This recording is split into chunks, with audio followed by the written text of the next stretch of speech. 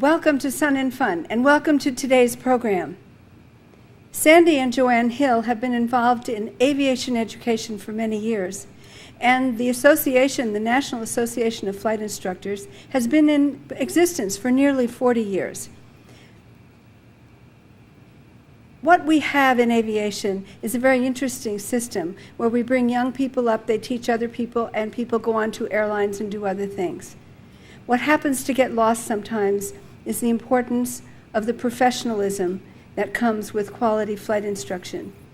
Sandy Hill and Joanne Hill have dedicated many, many years of their lives to bringing the profession, the important profession of flight instruction, to the awareness of the people who are actually doing it and the customers who are actually part of that flight instruction routine and quality.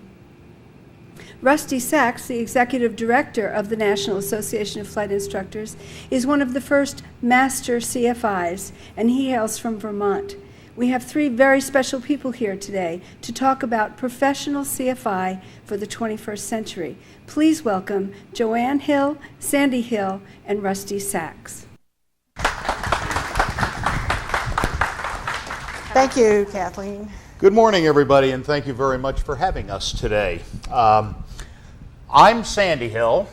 She's Joanne Hill. And I'm Rusty Sachs. Can you hear us in the back? She will answer to Sandy. I will not answer to Joanne, okay? And then Rusty Sachs, he answers to all kinds of things. Call me anything you'd like, but not late for dinner. Right.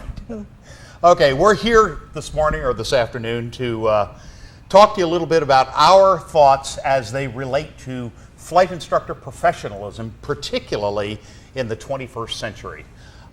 Things have changed a lot, and it's an ongoing process. They continue to change. We got to keep up with it as flight instructors, got to keep up with those changes, got to keep up with the new knowledge. So we hope to touch upon some things that you will find interesting, useful, and perhaps even humorous from time to time. So we've already been introduced. We can forego that part of the program. A professional CFI. We're going to submit to you some of our thoughts. What constitutes a professional flight instructor? And here is perhaps a profile.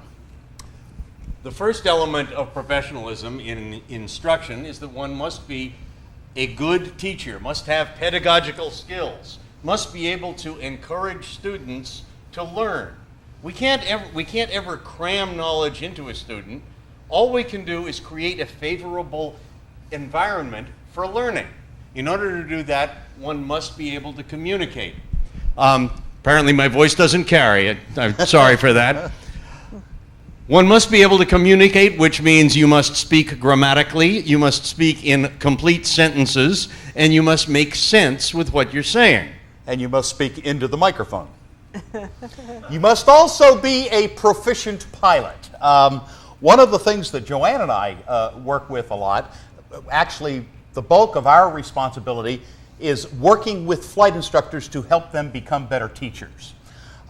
We will assume, rightly or wrongly, that anyone who holds a flight instructor certificate at some point has demonstrated the necessary flying skills to do the job of a flight instructor. But because that individual holds a flight instructor certificate does not necessarily mean that he or she is an educator, a teacher. So we work with flight instructors to help them become better teachers by various and sundry means.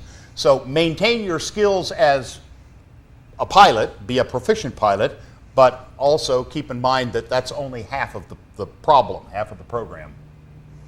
All right, and another very important aspect of being a good flight instructor is to be a safety advocate. All of us realize that safety should be our number one priority, and we need to make more safe pilots when we are training our students, and always be a good role model, a good example in whatever behavior we're doing, even when we're not instructing, when we're just out flying on our own and doing whatever we do. We don't want to ever do something that's unsafe, because to see if I can do it, so can I. Right. We are the role model. We must also be an ethical service provider, don't you agree? I agree completely, and one of the addition to subscribing to a code of ethics, being an ethical service provider means treating every other person you deal with in a humane, in a compassionate, and in a friendly fashion. We set the example for other pilots. If you set aside for a moment the academic flight schools, the colleges, the Embry-Riddles, the Daniel Websters, the Middle Tennessees, and set aside the large 141 schools, most flight instruction takes place at small airports where there's 1 or 2 CFIs per airport throughout the country. And those few people are looked on as the font of all knowledge. These are the people that every pilot around goes to with a question or a problem, and must conduct themselves in a way that will inspire people to feel confident that they can ask this instructor anything. You have to be a continuous learner. When you get the flight instructor certificate and the ink is dry, that's not the end of your learning. That really is, I know it's cliche-ish, but that really is the beginning. You never learn anything as well as those things you teach. So you're going to be on this continuous cycle of picking up new knowledge, imparting new knowledge, but you have to be a continuous learner, which requires you to stay current. All right, here's what I already touched upon, being a mentor and a role model. And this is not only for other pilots, but for other flight instructors. If you're the more experienced flight instructor, you should be willing and to take that young guy or gal aside who maybe is struggling with getting a student past a plateau, and make yourself available so that you can be a resource to those people with less experience than you have. I think that's a real responsibility of any professional in any field, and especially in flight instruction. And you know, you're always the role model for all pilots, but you know, for flight instructors also, you should be a role model and a mentor. We'll talk about the Master Instructor Program here in a few minutes, but one of the building blocks, the foundation, literally, of the Master Instructor Program is this mentoring and being a role model. We'll touch upon that a little bit more later on. In the 21st century, as a flight instructor, you've got choices, choices, choices. Probably more choices than have ever been available in the world of aviation. Where are you going to instruct? Who are you going to instruct? What are you going to instruct in? Got lots of different choices there too. And what kind of equipment are you going to use? Well, let's continue with this profile of a flight instructor in the 21st century, but we're going to factor in some of the stuff that is more relevant today than it may have been 10, 12, 15, 20 years ago. Okay, you are, first and foremost, a resource on all the issues that are likely to come up in conversation at the airport. You have to know, as the responsible flight instructor, current state of federal aviation regulations, current state of proposed alterations to federal aviation regulations. You have to know TSA rules. In the last 3 years, the Transportation Security Administration has been involved in aviation, sometimes to the astonishment of the FAA. You're responsible for knowing that. You're responsible for being appropriately trained, not only for security issues at your airport, but for training alien students who may come to you because they wish to enhance their skills and take them back home. An advocate for general aviation. That's probably one of the more important things that a flight instructor can do, because we as flight instructors carry the general aviation banner. We got to be out there waving the flag, letting the community, and I'm not talking about the aviation community here, I'm talking about the community in which you live, waving the flag for general aviation, convincing people that the airport is more than just a noisy place, that there is a reason to have that airport there, good economic reasons to have the airport there. Okay, and then you need to maintain your proficiency in aviation technology. That was easier to do back even 10 years ago.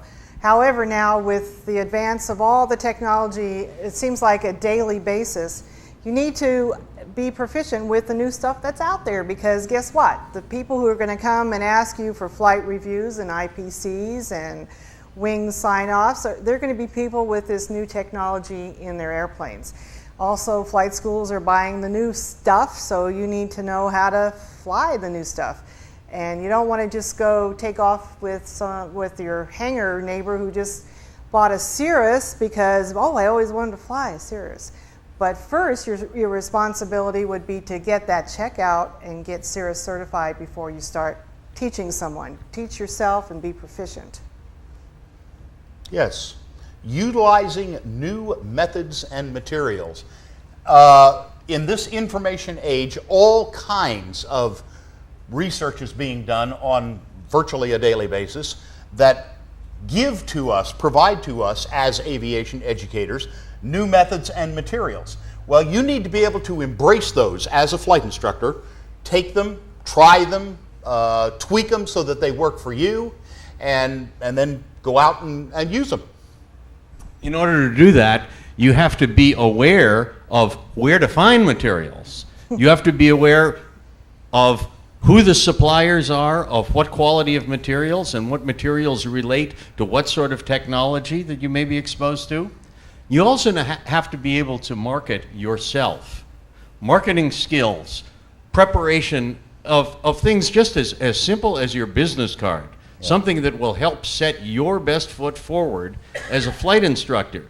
If you're a flight instructor at a local airport that has one paved and one grass runway in the middle of out in the bush, Kansas, it doesn't help to broadcast yourself as a flight instructor with a picture of a multi-engine jet on your card saying that you're big and too important to deal with the pilots around there. Market yourself so that you will put your foot forward and show your best side to the people most likely to have contact with you. Go ahead. And you got to be computer literate. This is sort of, in 2007, saying you must be computer literate is sort of like saying in 1880, well, if you're going to drive that buggy, you really need a buggy whip. You know? That if you're not computer literate now, you better get a computer. This is not easy to say. Toy boat, toy boat, toy boat. You'd better get computer literate real quickly. Because our generation out there that is under 40, not that any of us here, oh, well, of course, we do have a couple of people who are under 40. These people communicate in a completely different way than how we grew up communicating. We used to write letters with a thing called a pen on paper. We would use stamps to translate them. People don't do that now. They email, they text message, they use YouTube and MySpace, and they have a completely different environment for communicating from what we're used to. And if we're going to reach those people, we have to go where they read. We have to use their techniques, or else we're going to be considered a bunch of old fuddy-duddies. A story that I like to tell, a very brief one. One of the flight instructors with whom we worked several years ago, we had a long discussion with this gentleman, happened to be a Floridian. He was probably 70 years old at the time, and I said, Jack, you really do need to learn about computers and get computer literate. You need to get an email address. You need to have internet access. He says, what do I need that for? I got a fax machine. Okay. All right. Some of the things that we need to be proficient with regard to the internet and computers and so forth. Yeah, have an email address. Does that mean that you need to get yourself overwhelmed with email? That just kind of seems to happen whether we want it or not. But no, you don't. You just need to have access to the internet and access to an email address. Are you aware of the number of online safety courses that are available out there? We were fortunate yesterday. Joanne and I sat through a presentation by Jim Piles, who is the father of FAA Safety.gov. He is putting together a whole series of internet courses available to pilots in general, not just flight instructors, to help keep us current. So you need to know about those things so that we can then share that information with our students. You need to know what a CD is and what a DVD is, and you need to know the difference. Believe me, there are people out there who don't know the difference. One of them is for rental movies, and the other one is at the bank, right? Right. Aviation websites. I think everybody now has an aviation website. Even individual flight instructors have aviation websites. But know what they are, and more importantly, know how to coach your students so that they can use these websites effectively. Probably the most important from a safety point of view, from a flight instructor's perspective, is FAA Safety.gov. There is a wealth of information that is available there that's yours for the taking. Doesn't cost a dime, but we need to be able to teach our students that this stuff is available, this is how you use it, this is how you access it. I'd like to mention that if anyone is not already registered on FAA Safety.gov, all you have to do is go through that door or go around the building, and right out front there, they will get you registered and help you go through that process if you haven't done it yet. Yeah, let us digress just a moment. I'll follow up on something that she said. We are at the point now where, with regard to aviation safety as it relates to the FAA, you all remember, most of the folks in this audience are old enough to remember receiving the little postcard in the mail telling you that there is going to be a safety seminar at XYZ Hotel in 2 weeks.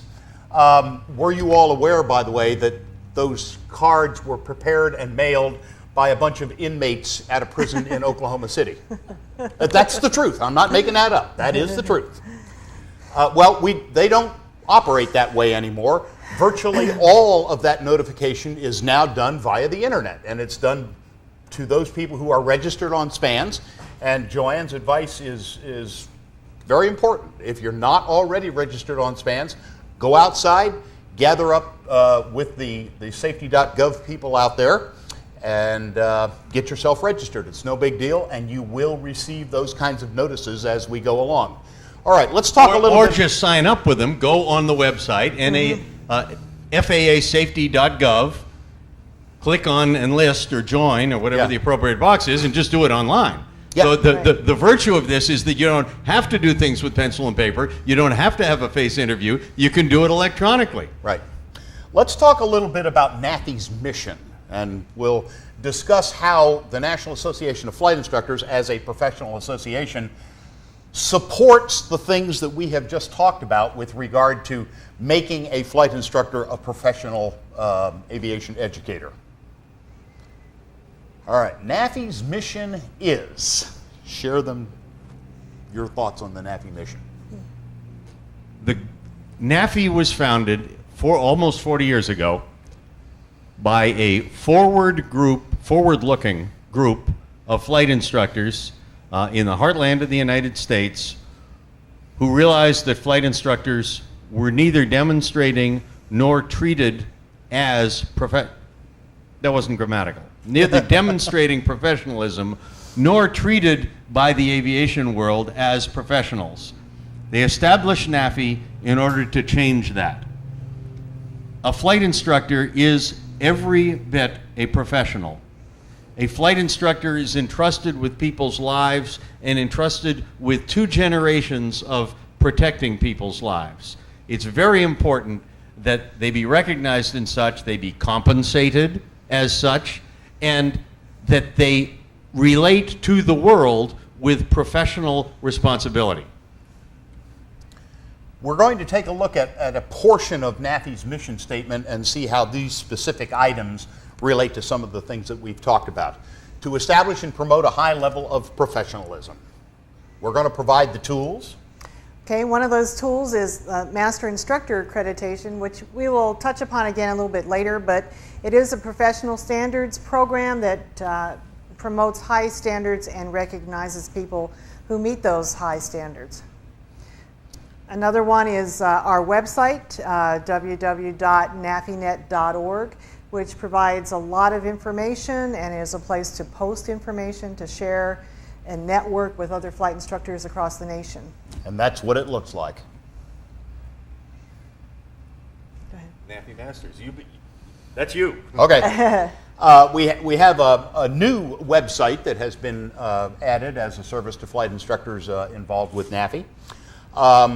The Master Instructor Program that Joanne mentioned a moment ago has a website called nafimasters.org.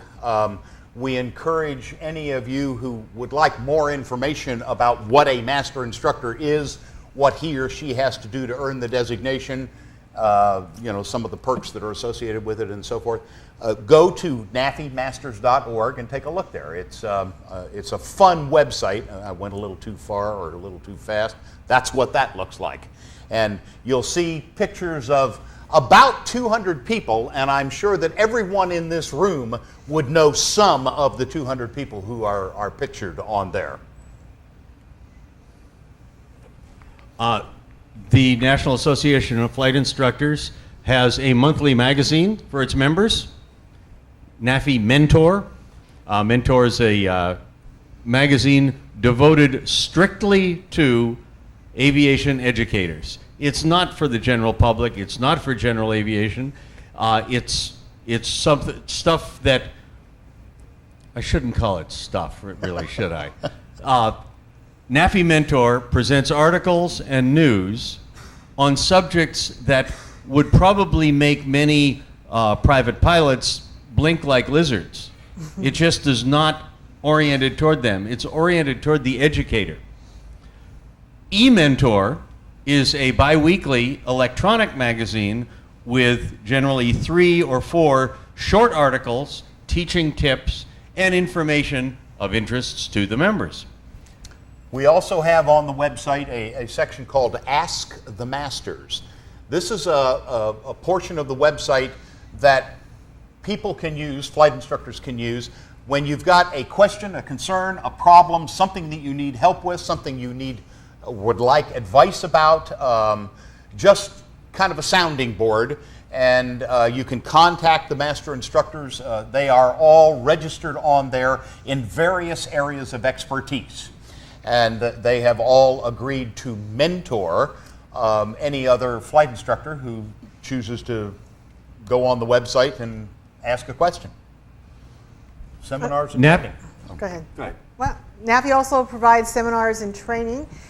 Some of those would be like this today, and we have seminars at Sun and Fun and AirVenture and other places around the country, but you can always count on Sun and Fun and AirVenture. Some of the training we've provided has been some Sport Pilot. When that first started, Rusty was very involved with providing training for new, DPEs and people wanting to be CFIs or CFIs wanting to transition into the light sport area. Yeah. NAFI members are also eligible for professional liability insurance covering them as flight instructors, and the insurance policy that we offer our members actually is about the only insurance policy that protects flight instructors for liability that's incurred even if the instructor is not in the aircraft at the time the incident generating liability occurs. Example, if you as a flight instructor sign someone off with a tail dragger endorsement and that person later is involved in an incident, the aircraft is damaged, it's very likely the instructor will be named as a defendant in a claim for damages. Most insurance policies will not cover the instructor in those circumstances because the instructor was not on board the aircraft at the time. Another benefit is that many aviation suppliers see the value of having flight instructors use their products because there's a multiplier effect. The instructor uses a product and many, many students see the instructor using that product. Therefore, they offer very favorable discounts to NAFI members for using their products. Yet another Benny. Yes.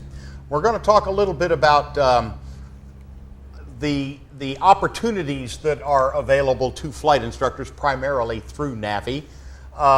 We tend and are very proud of the relationship that we are developing with the FAA and with the aviation industry. The partnerships there are growing and growing and growing.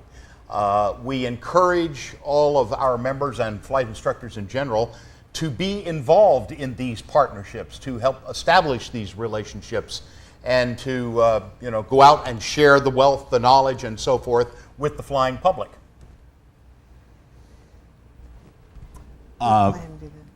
NAFI was very involved with the Sport Pilot Initiative. NAFI works closely together with EAA.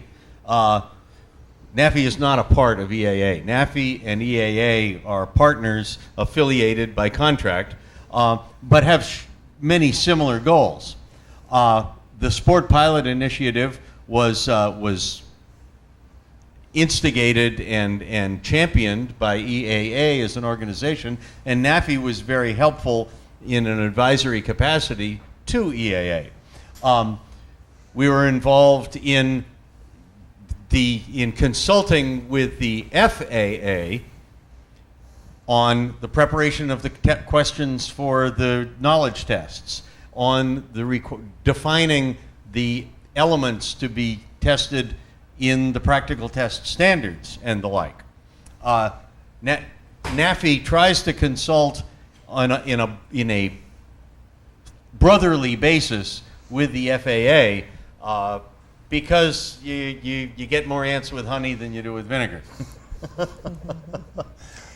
Most of you are probably aware of the FITS. This lady here is our resident FITS expert, so tell them a little bit about it. She gives us FITS. Yes, she sure does. Right. If you all will notice there, FITS stands for FAA Industry Training Standards. FITS has been around for a couple of years, but it's an attempt to upgrade the flight training standards and PTSs. FITS is scenario-based training as opposed to maneuvers-based training. A lot of flight instructors already have incorporated that into their regimen, but this is kind of opening the door to everyone to take part in scenario-based training. It's a government, FAA, plus an industry group who meets together. They have approved several TCOs and training programs now throughout the country at different flight schools and different manufacturers, especially with TAA aircraft that have come out. We need a different style of training, especially for those, since there's so much more to jam into the package. And they also are now presently working on redoing syllabi and PTSs for all private through CFI practical tests, and they will be scenario based, and so it's a new concept and a new way of doing things, but I think most people would agree it's a good thing. It's a very good thing, and we don't have to wait to go through the NPRM process. We're just going to all agree to do this, and that's why it's an FAA industry group program. Yeah, we encourage involvement in the National Safety Program. Mentioned that a little earlier, but there are many benefits associated with the involvement in the National Safety Program, not the least of which is an attempt, and we hope a positive attempt, to decrease the number of general aviation accidents. That's really the foundation of the safety program and its reason for being. We've been spending a lot of time here at Sun and Fun working with the people who are trying to put together the new WINGS program. Just as a very brief update for those of you who do not know, the new WINGS program, their projected launch date is the 1st of June.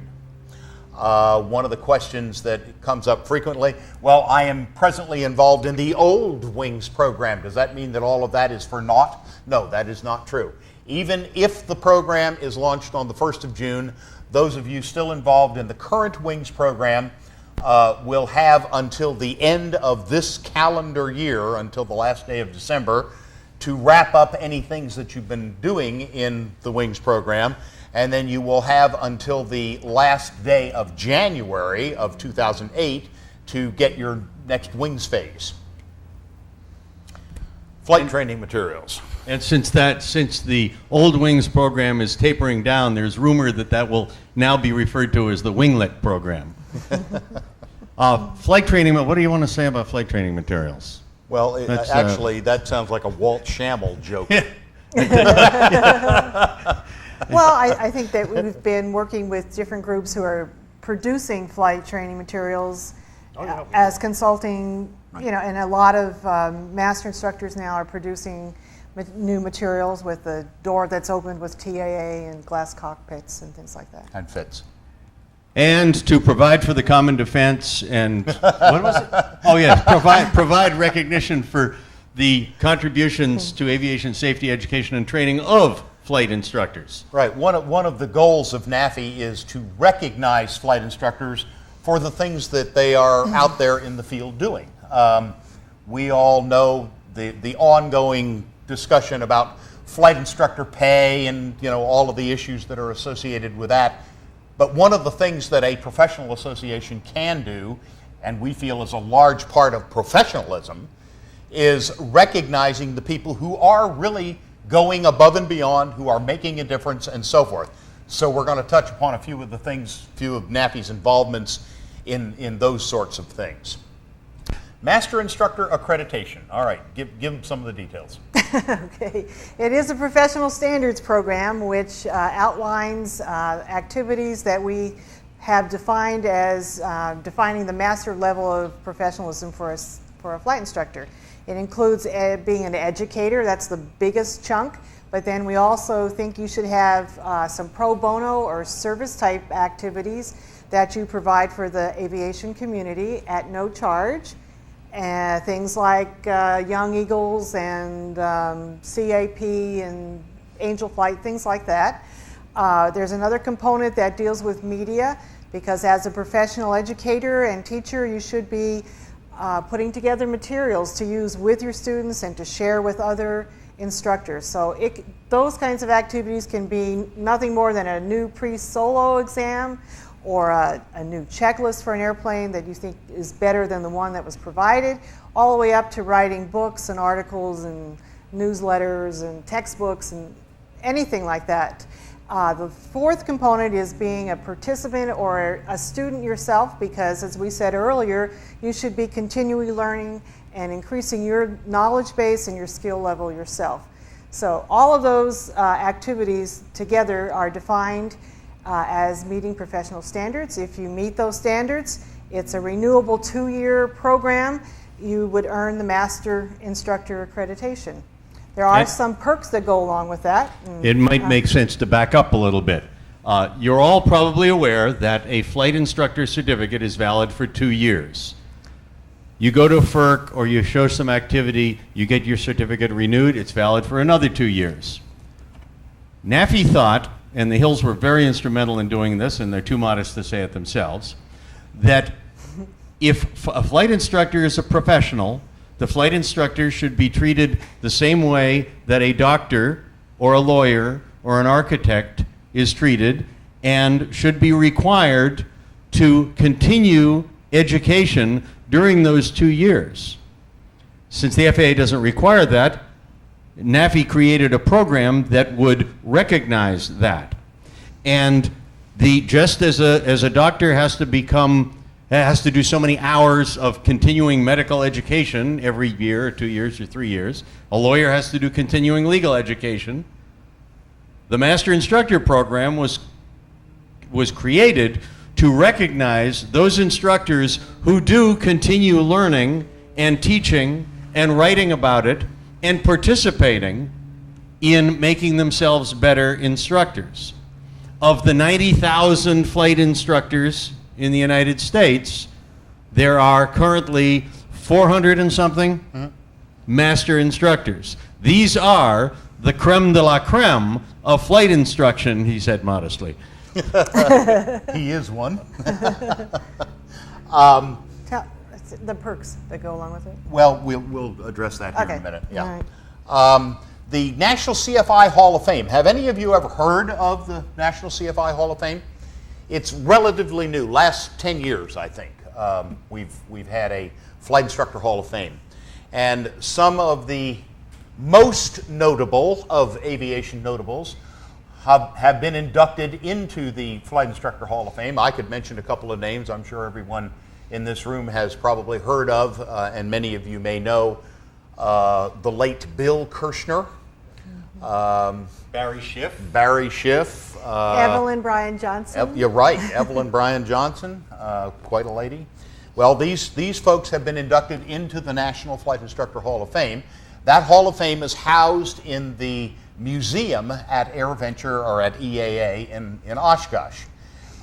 There are really some notable people in there, and if you folks have ideas of people worthy of induction into the Hall of Fame, I would suggest that you go to the NAFI website, take a look at that. There's nomination information and so forth that's contained there. How about the Jack Eggsbuehler Award?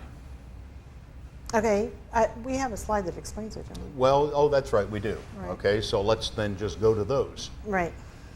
All right, some of the perks that are associated with Master Instructor accreditation. You may now renew your flight instructor certificate by earning the Master Instructor designation. If you were to go through the process, submit a portfolio, it would be evaluated, reviewed, and so forth. And then when you earn the designation, you will receive a telephone call, actually from us.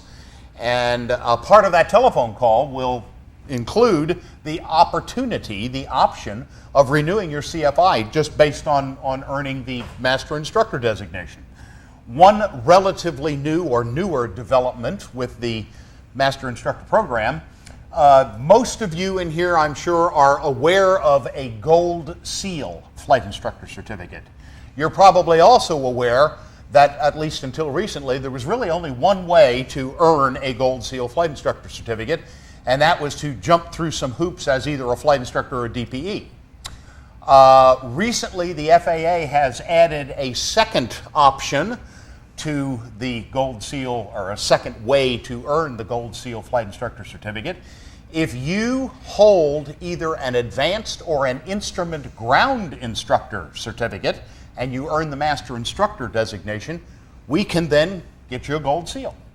That was launched by the FAA about a year ago, and we're very happy and pleased with that. We're very proud of that, particularly because the FAA order that governs all certificate issuance and renewals, 8710.3 Alpha Bravo something or other. Echo. We're up to Echo, I think. Names specifically NAFI Master Instructor Program, which is the only industry-based program recognized by the FAA in this fashion.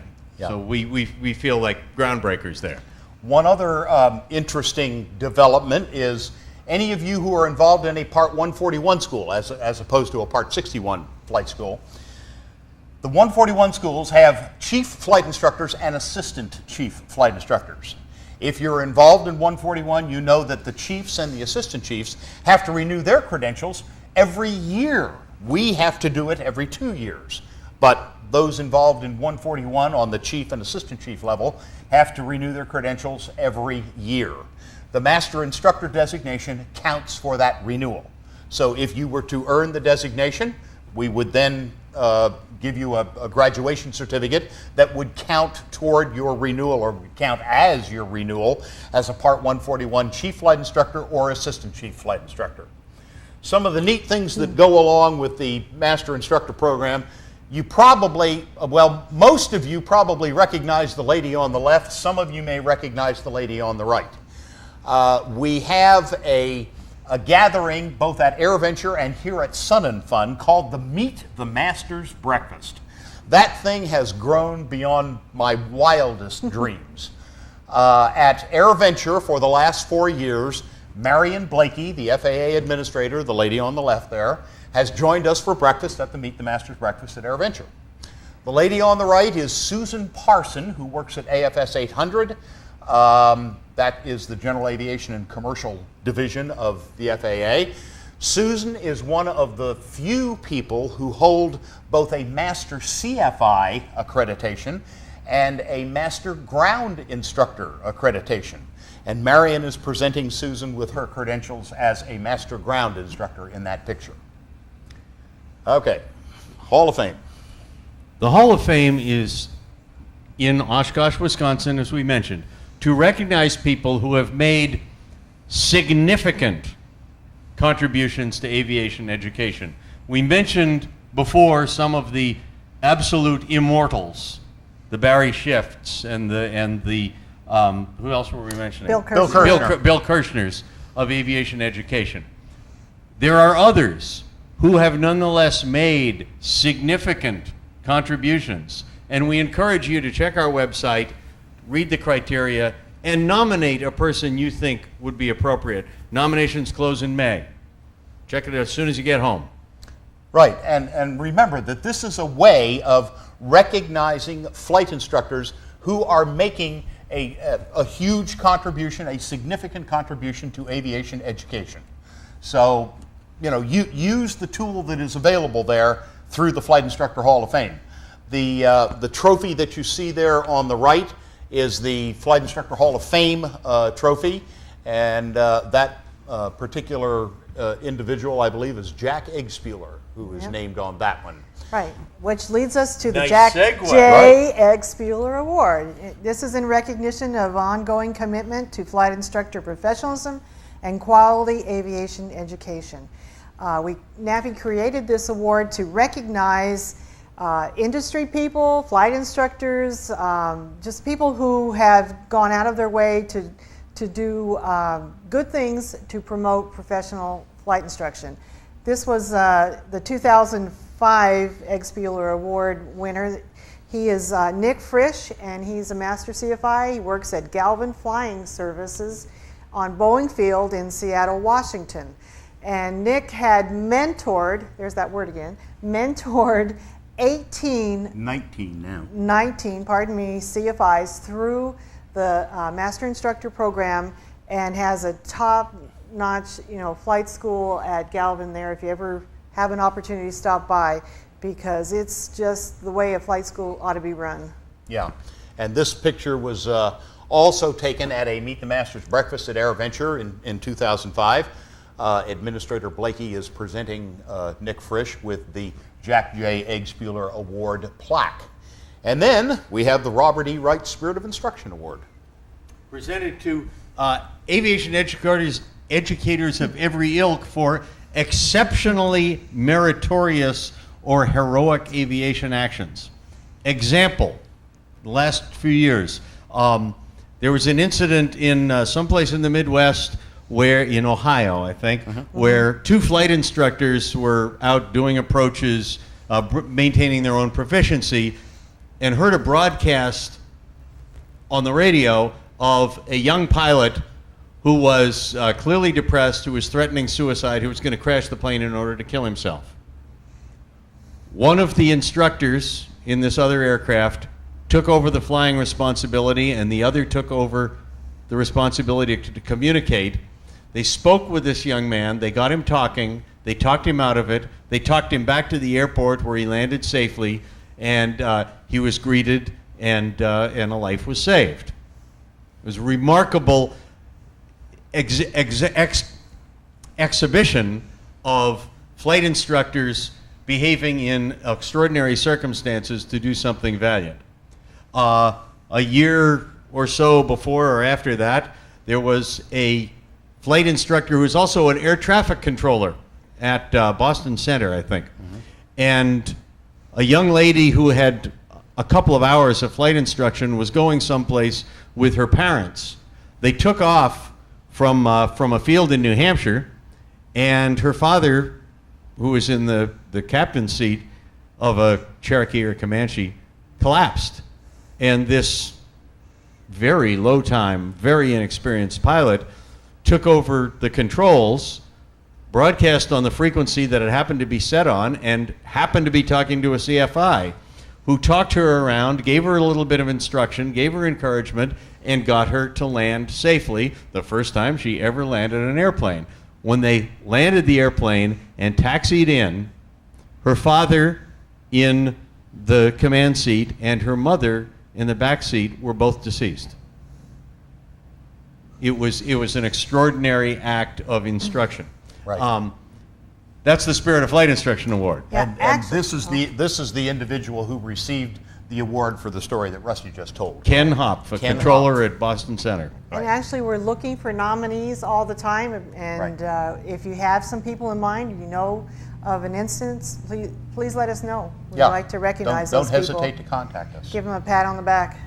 Flight Specialist of the Year award is something that is very near and dear to our three hearts anyway. We work in flight instructor headquarters, both here at Sun and Fun and at AirVenture. But I would be remiss if I did not say that we couldn't operate that place as successfully as it is operated without the help that we receive from flight specialists, the other NAFI members who come in and volunteer their time to work with the flying community. We have a constant stream of people into flight instructor headquarters with questions. Questions as simple as, how do I learn to fly? Questions as complex as, how do I become a flight instructor? Or how do I teach X, Y, and Z? And these flight specialists come in, spend a lot of they spend their time and their money working with other aviation educators and aspiring pilots in flight instructor headquarters. Here is a recent recipient of the Flight Specialist of the Year award, Master CFI, and he's one of the few individuals who holds both the Master CFI and the Master Ground designation, Ron Galbraith from Longmont, Colorado. Ron is receiving his plaque from me in that picture. Right. On that same subject, I'd like to add that this year at AirVenture, we're going to have a Learn to Fly center where we need help from instructors to come run that in the membership village area. And we also have My First Logbook, which is a simulator lesson and a real live, authentic endorsement in a logbook from a flight instructor for the kids at KidVenture. So. General Aviation Awards. Joanne is the chairman of the National General Aviation Awards Program, a cooperative effort of the FAA and 12 industry organizations. Tell them a little bit about that. Okay, every year we recognize the national winners at AirVenture in Oshkosh in July, where the administrator comes and presents them with their awards. But the process begins down at the local level, and actually, is it 40-some years? What are the awards given for, Joanne? Oh, I'm sorry.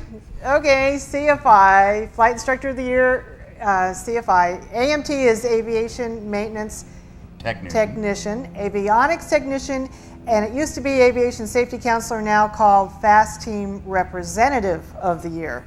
So these four people are given a national award at AirVenture.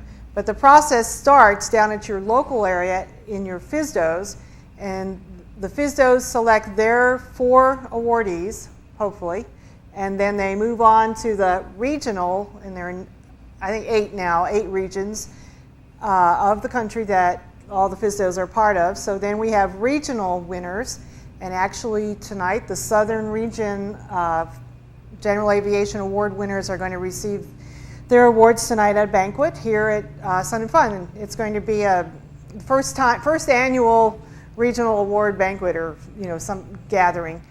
But after the regional winners are announced, they go on to a national judging of their peers or by their peers. And when the national winners are announced in March, then all kinds of hopefully good things happen for them. They get recognized at several different venues. But the big one is in AirVenture in July. Yeah, the administrator comes to that and presents the awards to the 4 national winners at AirVenture in a very nice setting. It's called Theater in the Woods, for those of you who have been to AirVenture and are familiar with that area. They are brought up on the stage. We put together a little video vignette of their lives in aviation, and the administrator presents them with their plaque, and we play this little video vignette, which is kind of fun. This is this year's National CFI of the Year, a gentleman by the name of Mike Gaffney, who is with the St. Louis, he works with the St. Louis FSDO and has a flight school in the St. Louis area. Okay, well, at this point, let's open it up for a couple of questions, and then I've just got 2 more slides I need to share with you. Anybody have any questions? Yes, sir. Yes. Well, one or the other. Okay. Hi. All right. I would like to ask a question about what you think the FAA's posturing is for the flight instructors at this point, with the way the fast team reps are being set up, the new program now for wings. How much more involvement are the flight instructors being asked to step up for here? It sounds like we're going to be judging people on practical test standards and getting us back into maybe another realm of this whole thing. Just curious about your comments.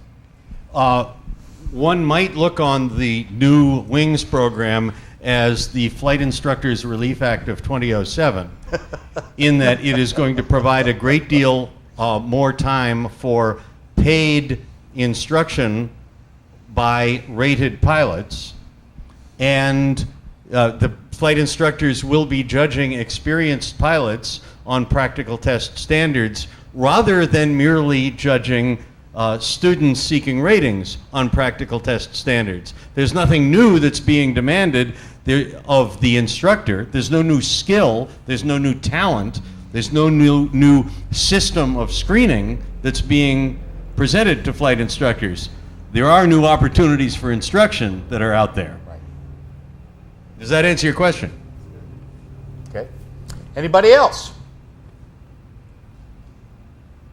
Well, thank you very much. Yes, and I don't want you to forget that next Wednesday is Take Your Kid to Work Day, so don't forget about that. That would be the 25th of April. Right. Thank you very much for joining us today. Hope you got a little bit out of it. I also have activity completion forms, they're called, to document that you attended the seminar today if you wish to use them for working towards a Master CFI or Master Ground Instructor accreditation. Yes. This is your documentation that you were here today. Right. So, Thank you very much. yes, thank you.